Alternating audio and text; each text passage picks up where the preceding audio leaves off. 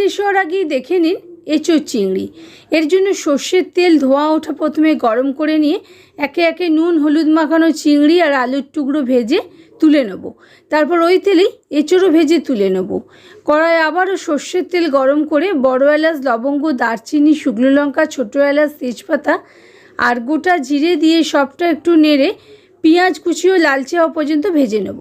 কাঁচা লঙ্কা আদা রসুন বাটা দিয়ে খানিক কষিয়ে টমেটো শুকনো লঙ্কা বাটা দিয়ে আবারও একটু কষিয়ে নেব। এবারে হলুদ জিরে ধনে কাশ্মীরি লঙ্কার গুঁড়ো আর অল্প জল দিয়ে মশলা থেকে তেল বের হওয়া পর্যন্ত রান্না করে নেব। নুন চিনি আর আলু এঁচোড় সব মিশিয়ে ভাজা চিংড়িটাও অ্যাড করে দেবো। পরিমাণ মতো জলও ঢেলে দেবো। সিম আছে আলু এঁচোড় সব ভালো মতো সিদ্ধ হওয়ার পর ড্রাই রোস্টেড ধনে জিরে গুঁড়ো দিয়ে মিশিয়ে ঢাকা চাপা দিয়ে লো ফ্লেমে আরও একটুক্ষণ রান্না করে সবশেষে 1 চামচ ঘি মিশিয়ে নিলেই তৈরি বাঙালির এঁচোড় চিংড়ি।